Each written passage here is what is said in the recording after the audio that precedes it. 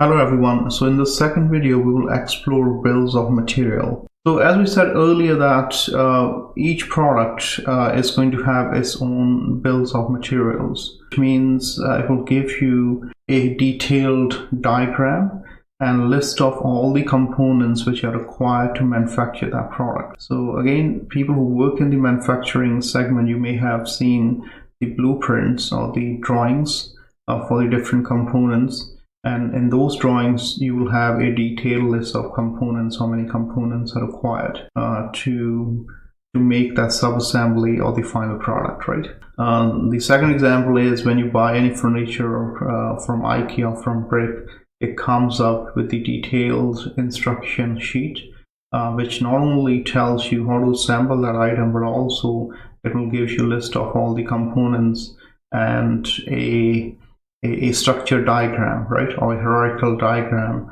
how those components fit together, right? So that's bills of material, right? So I'm going to start off with a simple example by using some generic names, right? So in this case, when I'm interpreting this information, I have the final product X, or the independent item that needs to be manufactured is X. And so we always treat the independent as level 0. So I'm going to call it L0. So further, X needs 2 B's and 1 C. So if you think about this one as an indented list, so at level 1, once I go into the next level, I need 2 components B and C, right? So B and C are at level 1, L1. So we are intending at each level. At level 2, B needs 3 D's and 1 E, right? And further, D consists of 1 E, right? So you can see here it is kind of intended, and we are digging deeper into each component sub-assembly to see what is required, right?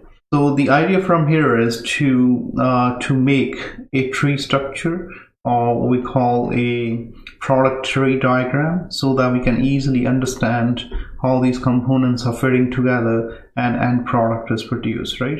Okay, so let's dig into this. Let's create a product tree structure. So here, how the product tree structure will look like. So as I said earlier that your independent or the finished goods represents level 0. So you're always going to start with level 0. So, and always remember, whenever we read this product tree structure, we always read it for unit that's being produced. So when I'm reading this diagram, so at level 0, in order to produce 1 X, I need 2 B's and 1 C. So here's my level 0. And as we intend or go a level deeper, at level 1, I will need 2 B's and 1 C to manufacture 1 X, right? However, we already know that from the information provided here that the component B is made up of 3 D's and 1 E. So again, to manufacture 1 B, right? So I'm again repeating it, to manufacture 1 B, I need 3 D's and 1 E, right? So again, similarly, to manufacture 1 C, I need 2 E's and 2 F's, right? So that's at level 2, right? And when we come to level 3, we need 4 E's to manufacture 1 D. So we always talk about requirements to manufacture 1 component, 1 sub-assembly of 1 final product, right? And from here, we can kind of determine the total number of components which are required to manufacture the end product, right? So that's how you can read the information, right? So the most common mistake I've seen, I mean, students will tell that you need, in this case, let's say you need 4 E's to manufacture 3 D's. No, that's wrong. When you're reading this information, you need 4 E's to manufacture 1 D, right? Similarly, as we go up, you need 3 D's to manufacture 1 B, right? Okay, so that's why you can read it from bottom to top, right? So as you're reading from top to bottom, for 1 X, we need 2 B's. For 1 B, we need 3 D's and 1 E. For 1D, we need 4 E's. So before we look into quantities, just a bit more explanation. In case you have a question, how many unique components are there, right? So in this total product tree structure, the unique components are 1, 2, 3, that's D, 4 is E. Now E is used at number of places. When we say unique components, we will only count those components ones which are used at number of places, right? And then finally the F.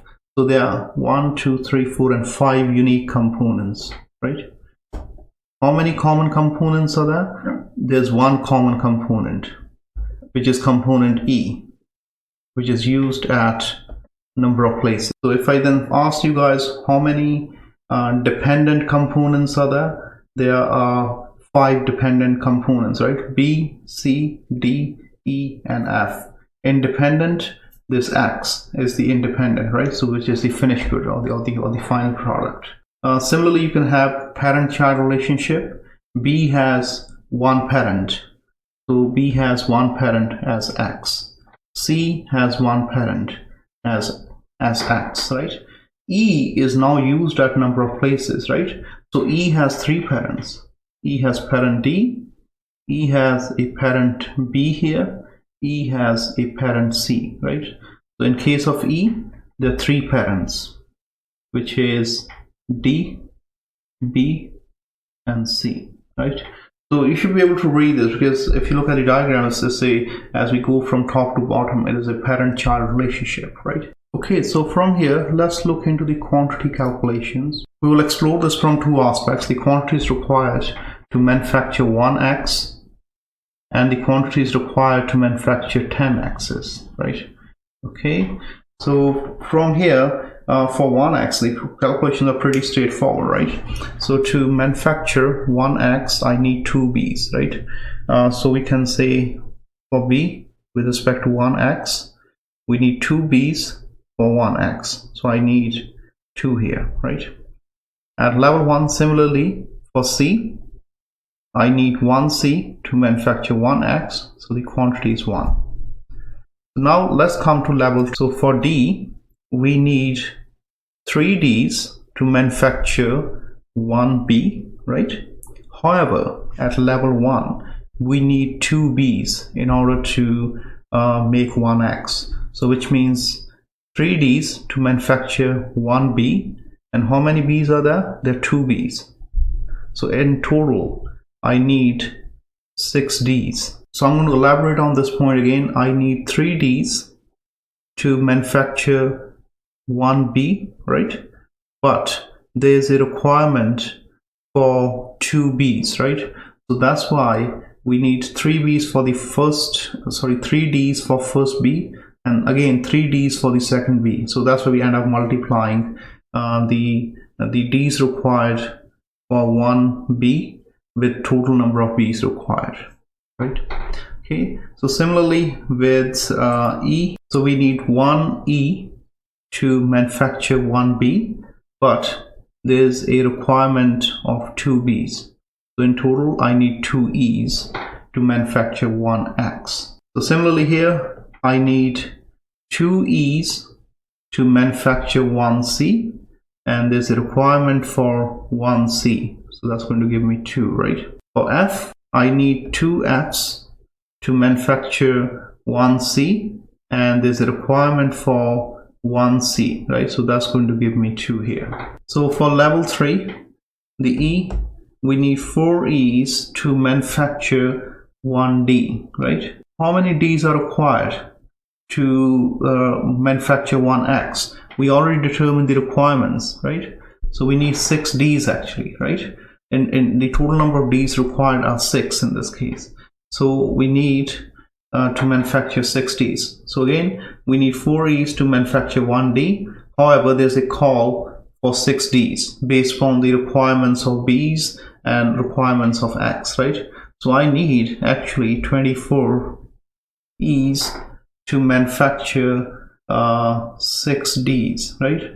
Or to manufacture 1 X. So the point I'm trying to make here is the requirements for the level 1 are driven for the requirements of level 0. the requirements for level 2 are driven from the requirements from level 1. The requirements for level 3 are driven from requirements of level 2, right? So usually the most common mistake I see that students will multiply this with 3. No, that is wrong. We already determined the requirements for D, which are 6, right? From here, we can kind of build this information. In order to manufacture 1X, we need 2 B's, right? 1 C, and we need 6 D's, and then E. Now E is used at number of places. So whenever you have a common component, you are going to add all those quantities from the product diagram. So I have 2 here. So the total number of E's are going to be 2 from here, 2 from here, so 2 plus 2, and 24 from here. So in total, to manufacture 1X, I need 28 E's. So that's the case only when you have common components or a component that's used at number of places. So calculate the individual quantities, right, with respect to each parent. For example, here we calculate the quantity required with respect to B, quantity required with respect to C, and quantity required with respect to D, right? And then we added all those quantities to get the final number, right? So I need 28 E's to manufacture 1X. And then finally we have F. So we calculated that here. So we need 2 F's, right? Okay, so now if I want to manufacture 10 X's, so we are simply going to multiply the unit quantities that we determined with 10, right? So to manufacture 10 X's, I need 20 B's, 10 C's, 60 D's, 280 E's, and 20 F's, right? Okay, so from here we want to explore another aspect in case you're given with on-hand inventories. So I'm just going to organize this a little bit. Let me erase the initial calculations we did here. So you're given with the information that you have on hand. We have for component B, we have 4 on hand. Component C, we have 10, D, 8, E, 60 on hand, and finally F, we have 5 on hand, right? So from here we already calculated the requirements, right? So for B, we already know that you need 2 B's, right? So I'm just using this information here from here, and in order to manufacture 10, we need 20, right? But what's happening here? I already have on-hand inventories for B, so which are sitting from, let's say, from last week or from last month, right? From the previous run. So I will subtract those. So the total requirement for B is only 16, right? Similarly, for C, we had the initial requirement 10 units to manufacture 10 X's, but I have 10 on hand, right? So I'm going to subtract 10 from here. So I don't need to manufacture or call for any component for C because we already have, we need 10 and we have 10 on hand from the previous week. And remember, in this case, we are not putting any constraint that you need to keep certain amount of safety stock. We'll come to those calculations. At this point, we're just keeping it basic that you're given with on-hand inventories and you want to determine the final requirements after accounting for those on-hand inventories, right? So now you can see when the requirements for the parent item changes, the requirements for the for all the children are going to change too, right? So when you're calculating the requirements for D, we'll calculate based on the 16 units, right? Previously we calculated using 20, right? So that we use our basis to generate the requirements for D, right? So in this case for D, we need 3 D's to manufacture 1 B, and after accounting for on-hand inventories, we only need 16 B's, right? So my total requirement will be 48 based on 16 units. But we have some inventories on hand for D as well. So I have 8 on hand. So this will give me 40 units of D after accounting for inventories on hand for B as well as the inventories on hand for D, right? Okay, so similarly, let's look for E. So I need 1 E to manufacture 1 B, and there's a requirement of 16 Bs. So that's going to give me 16 units of E, right? And here at level 3, we again need more E's, right? So for this one, I need 4 E's to manufacture 1 D, but there's a requirement of 40 D's, right? So that's the new requirement we calculated. So total 160, right? And for this side of the tree, we already know that the requirement is 0. So this is going to equate to 0. This is going to equate to 0. We already have inventories on hand, right? For these ones. But due to the parent requirement as 0, so we don't need to look into E and F on this side. And so that's coming to 0, right? So we can calculate the total requirement for E. Remember, E is a common component. So 160 plus 116 plus 0 from here, so that's 0, and we have already 60 E's in the stock, right? So that will give me 116 units required for component E. So that's after discounting all the inventories that we have on hand at various levels.